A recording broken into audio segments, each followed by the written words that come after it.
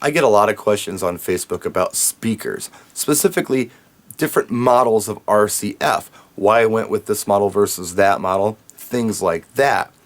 Well, today I want to go ahead and talk about audio in general.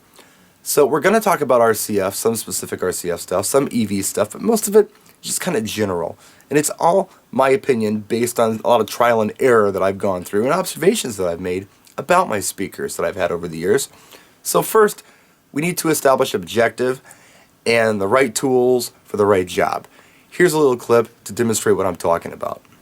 As you know, this is a candle. I'm sure you've all seen a candle before. There are several ways we could light the candle. There are probably some wrong ways too. First of all, let's examine the cigarette lighter. I have to kind of point this down to get to the wick because the wick is way down here below the wax. So I might burn my thumb, so this may not be the best option. However, I've got this type of lighter right here. It's like a candle lighter. It's got a long stem on it, so I can light this candle. A very similar flame, but I don't burn my finger. Now, what you may not want to use to light a candle is a flamethrower. What you're going to do is more than melt the candle, and you're also probably going to catch your house on fire. These are American Audio HP 550 headphones. They're very inexpensive, usually under about $40. But you know what?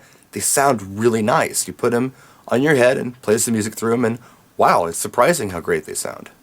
This little speaker is the size of a golf ball and accompanied with a subwoofer and a few other speakers from 12 feet away. Sound fantastic. It's built for home use.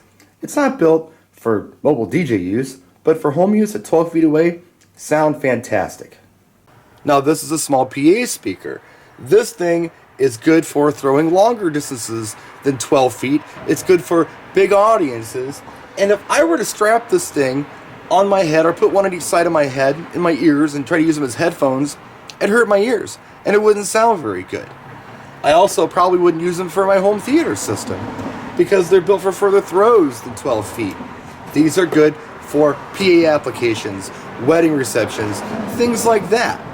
Now, this happens to be an RCF Art Series 408A, weighs under 20 pounds. It's an 8-inch driver in here, and it's a 1-inch tweeter. Total, I believe it's 400 watts.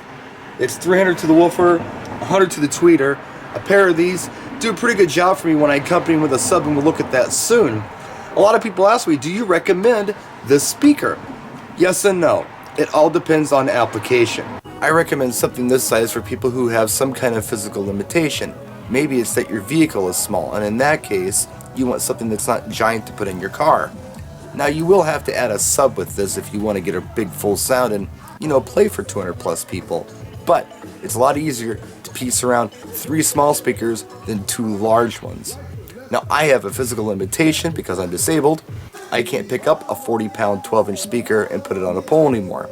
Having said that, I would recommend a 12-inch speaker to anyone who has the vehicle to carry it in and the physical abilities to put it on a pole. And the reason for this is they typically produce better mid-bass.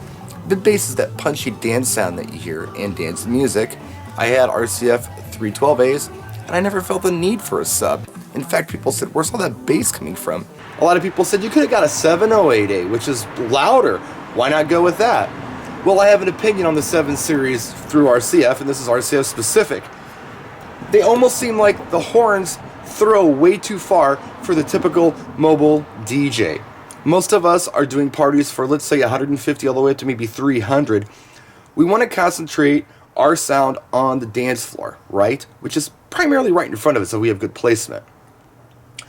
If I have a speaker that sounds really good at several hundred feet away, then I'm not treating my dance floor right because the throw on especially the horn is too far. So when the dance floor right here is hearing it, it doesn't sound right. When the people in the back of the room are hearing it, it's probably really loud, but it's still not optimal. The 7 Series, I believe personally, are for like festivals, big gigs, concerts where you want everything to be really loud as far as they can see, so everybody can hear it equally as loud. Concerts, perfect application. Mobile DJing, especially wedding DJing, is very different. Again, I like a hot spot on the dance floor. Everything should sound best right on that dance floor.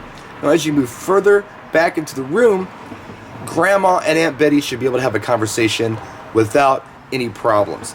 It shouldn't be a situation where it hurts their ears or they feel like they have to leave because they just can't talk. Not only that, but again, I want the best sound to be right up front at the dance floor, not in the back of the room. Now let's look at my little subwoofer. This is an EV, I think it's a ZX-A1 sub. It's only a 12-inch subwoofer, but here's what I discovered quite by accident. I knew that my 8-inch top cabs did not produce enough bass to do a mobile DJ gig. So I needed some bass, but I wanted something small that I could physically handle with my physical limitations. In my case, I'm disabled. So I picked this guy up. I heard it. Ben Sode NLFX gave me a demo of it. I liked it, and I bought it.